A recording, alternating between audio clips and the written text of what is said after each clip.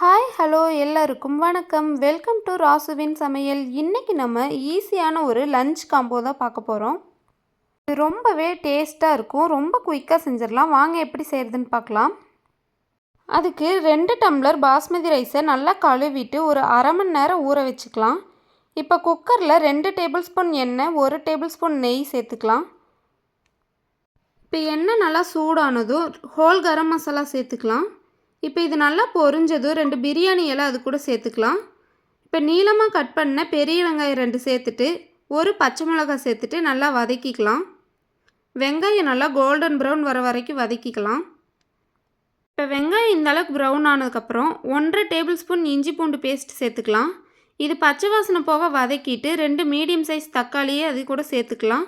ஒரு கைப்பிடி அளவு புதினா மல்லித்தலை சேர்த்துட்டு கொஞ்சமாக உப்பு சேர்த்துட்டு நல்லா தக்காளி மசிஞ்சு வர வரைக்கும் வேக வச்சுக்கலாம்.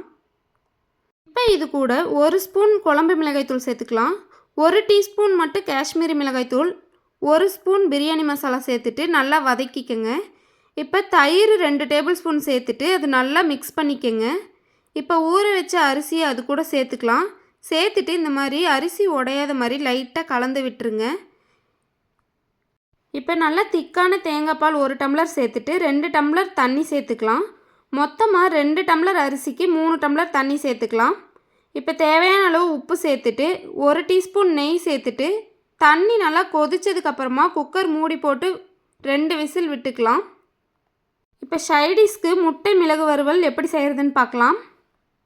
இப்போ கடாயில் 3 டேபிள் ஸ்பூன் எண்ணெய் விட்டு 1 டீஸ்பூன் சோம்பு போட்டு சோம்பு வெடித்ததும் 2 பெரிய வெங்காயம் நீளமாக கட் பண்ணி அது கூட சேர்த்துக்கலாம். இப்போ ஒரு கொத்து கருவேப்பிலை சேர்த்துட்டு 1 ஸ்பூன் இஞ்சி பூண்டு பேஸ்ட் சேர்த்துட்டு பச்சை வாசனை போகிற வரைக்கும் வதக்கிக்கலாம். 2 மீடியம் சைஸ் தக்காளி சேர்த்துட்டு தேவையான அளவு உப்பு சேர்த்து நல்லா தக்காளி மசிஞ்சு வர வரைக்கும் வேக வச்சுக்கலாம். இப்போ தக்காளி நல்லா மசிஞ்சு வந்ததுக்கப்புறமா 1 ஸ்பூன் குழம்பு மிளகாய்த்தூள் சேர்த்துக்கலாம். இப்போ அரை டீஸ்பூன் அளவுக்கு காஷ்மீரி மிளகாய்த்தூள், கரம் மசாலா 1 டீஸ்பூன் சேர்த்துட்டு நல்லா மிக்ஸ் பண்ணிக்கங்க. இப்போ 6 முட்டையை இது கூட உடச்சி சேர்த்துக்கலாம். உடச்சிட்டு இந்த மாதிரி கலந்து விடக்கூடாது. அடுப்பு சிம்மிலேயே வச்சுட்டு மூடி போட்டு ஒரு 5 நிமிஷத்துக்கு வேக வச்சுக்கோங்க. இப்போ 5 நிமிஷம் கழித்து இது மாதிரி நல்லா கலந்து விட்டுருங்க. லைட்டாக இது மாதிரி கலந்து விடுங்க, ரொம்ப பொடி மாஸ் மாதிரி பண்ணாமல். இப்போ அடுப்பு லோ ஃப்ளேம்லேயே வச்சுட்டு இதே மாதிரி கலந்து விட்டுட்டே வாங்க. முட்டை நல்லா வேகிற வரைக்கும் இது மாதிரி மிக்ஸ் பண்ணிக்கோங்க. இப்போ முட்டை நல்லா வெந்துருச்சு. இந்த அளவுக்கு நல்லா வெந்ததுக்கப்புறமா 1 ஸ்பூன் அளவுக்கு மிளகுத்தூள் சேர்த்துக்கங்க. இப்போ இது கூடவே பொடியாக கட் பண்ண கொத்தமல்லி தழை சேர்த்துக்கலாம். அவ்வளோதாங்க, சூப்பரான முட்டை மிளகு வறுவல் ரெடி ஆகிடுச்சு. குஸ்காவும் ரெடி ஆகிடுச்சு. கண்டிப்பாக இதை ட்ரை பண்ணி பாருங்கள். ட்ரை பண்ணி பார்த்துட்டு எப்படி இருக்குன்னு கமெண்ட்டில் சொல்லுங்கள். இதே மாதிரி ரெசிபிஸ் தெரிஞ்சுக்கணுன்னா நம்ம சேனலை சப்ஸ்கிரைப் பண்ணி வச்சுக்கோங்க. பாய்.